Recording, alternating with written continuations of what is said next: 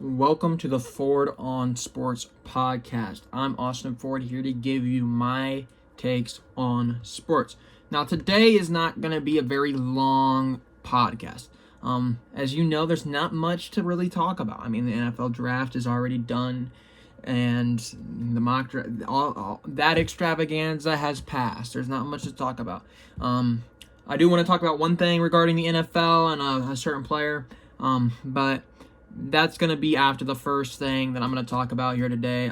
Probably going to be a 10-15 minute podcast, if I'm going to be honest with you guys. Definitely not going to be a very long one today. As more things start to happen, obviously the podcast will go back up in length, like they were for at least the NFL mock draft and all that stuff. Because if you listen to it, I like to talk. So, I mean, it's going to be long if I get something to talk about. But right now, there's not much to talk about. So the first thing I want to address today on today's podcast is actually about the NBA. If you're watching on YouTube, you can see the Bulls jersey repping Kobe White today. But the NBA, they've been informing teams that they will be allowed to return to their practice facilities and have practices, full-on practices, with some limitations. If their states are not in a lockdown beginning, or at least no earlier than May 8th. This might get pushed back depending on how the league goes about things. But as of right now, teams could be practicing next week if their states don't have a lockdown order. And obviously,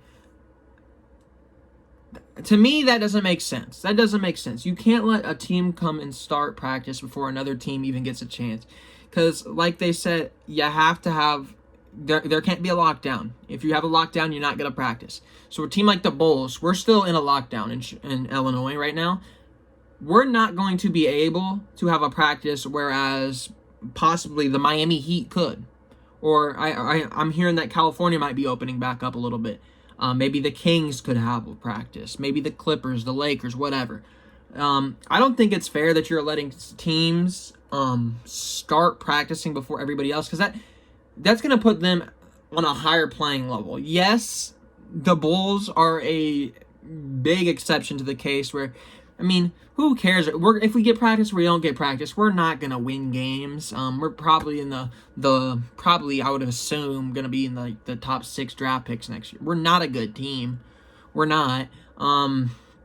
Everything about us is just, I mean, we have the roster to be a playoff team, but we're not. We're not. I don't think you can have a team like the Lakers or the Clippers or whoever's out of the lock.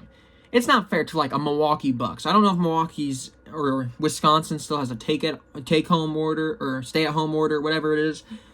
But I do know there's still a lot of states that have stay-at-home orders past May 8th. And I know Illinois will also, because obviously, watching the news and stuff, it seems like we're kind of fighting to add another month to this stay-at-home order. So the Bulls will not be playing unless it's in someone else's state in a practice facility. I don't even know why. At this point, we should have been through the playoffs already. At this point, just call it a season, man. I don't see the need of restarting everything. You can run the playoffs if you want, but I don't see the need for the rest of the season to play out, because, I mean, it's been ruined. It's been ruined. You can't do anything about that. But you definitely, if you're going to do that, the method of just finishing the season out, you can't have other teams be on higher playing levels because they got to practice while a guy like Zach LaVine was sitting at home because he physically could not go out to a gym and practice because of the restrictions put on him. And that's ridiculous to me. That's just stupid that you can have one, if you're in one state, you have an advantage over the other. That's just stupid from the NBA. I don't think they should be allowing teams to go back until all states are cleared, because that's, to me, that kind of makes sense with like the tampering thing. You can't talk to a certain player because he's still under contract there, right? But what I know it's a player in a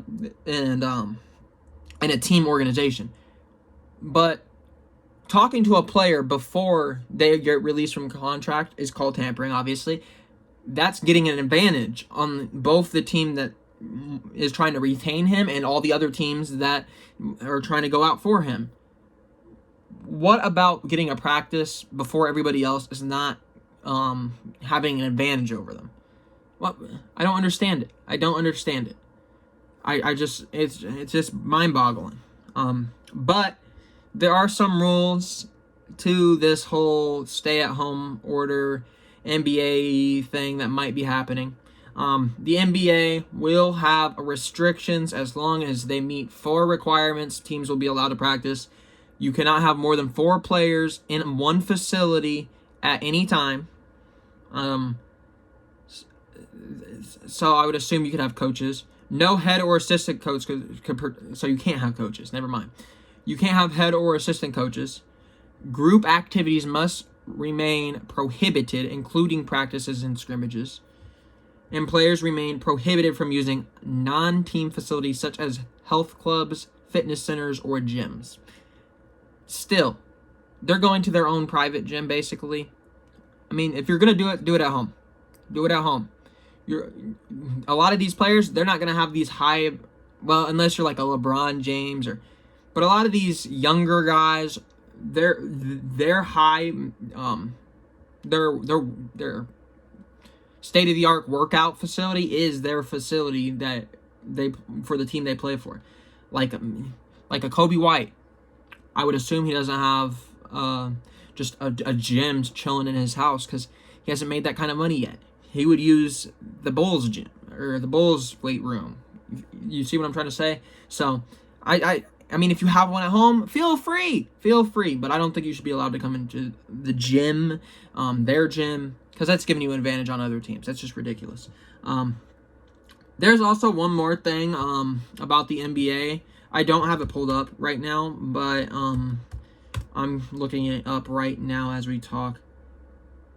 The NBA is also considering, not reconsidering, a Disney, which one is it? Disney World reopening plan.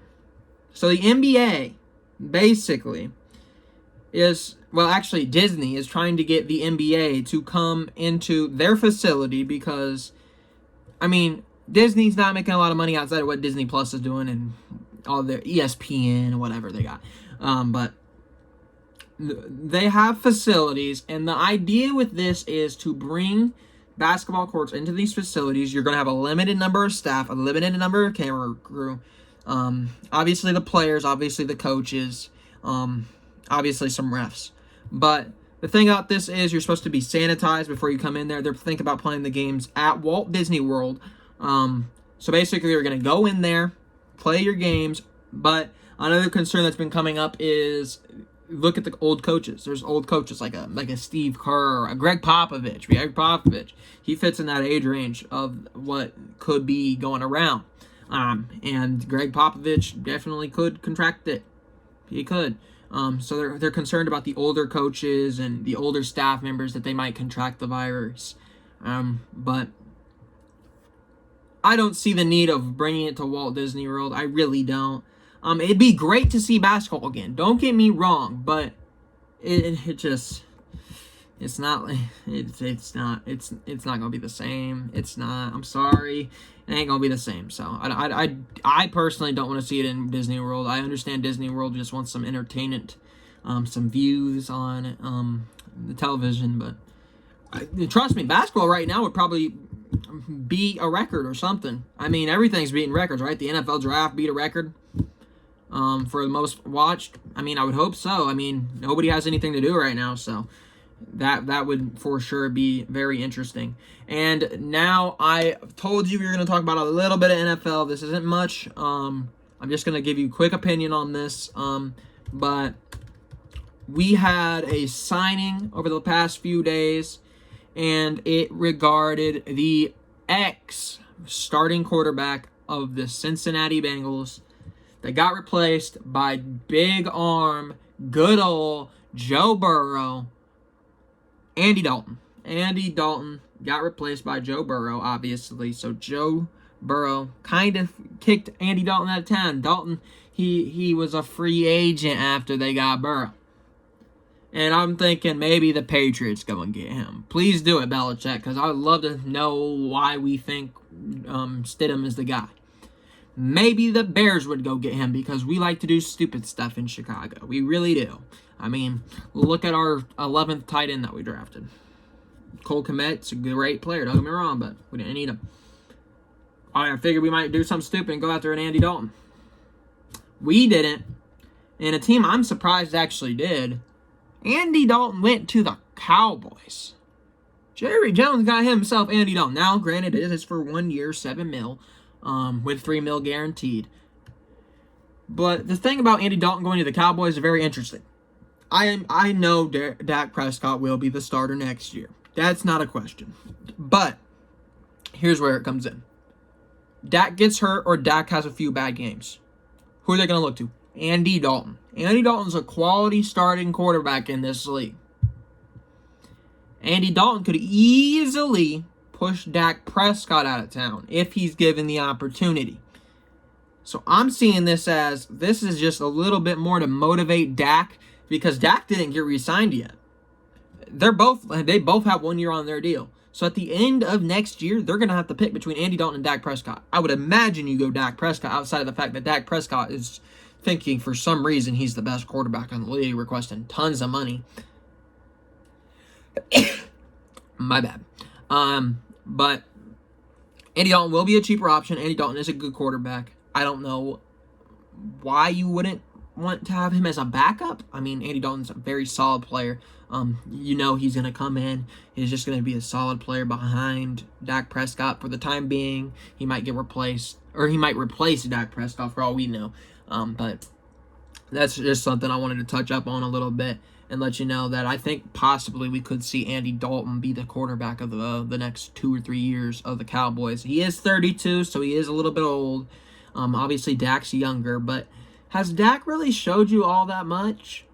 He's a decent quarterback, but he's wanting star money. He's wanting he for some reason the man thinks he's out here being Patrick Mahomes, requesting so much. I'm not paying him if I'm Dallas. I'm taking Andy Dalton, cheaper option, 2-3 years, get a quarterback in the draft, develop him. I mean, he got Dak Prescott, the 4th, 5th round? I mean, you seem to have a knack of finding some decent players, Jerry Jones. So I'm not paying Dak Prescott anything above $20 million, but he's out here requesting, what was it, $40 million? Hold on.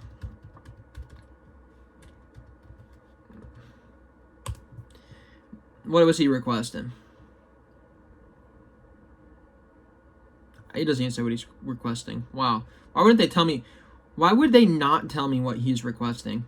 It was a ridiculous amount for a Dak Prescott, though, because Dak Prescott, I hate to break it to you, he's nothing out of the ordinary. He's just as good as the majority of these NFL players. I mean, he's just quality quarterback. Don't overpay, Jerry. Do not let him trap you. Anyways, I'm going to get on out of here. I will see you guys in the next podcast.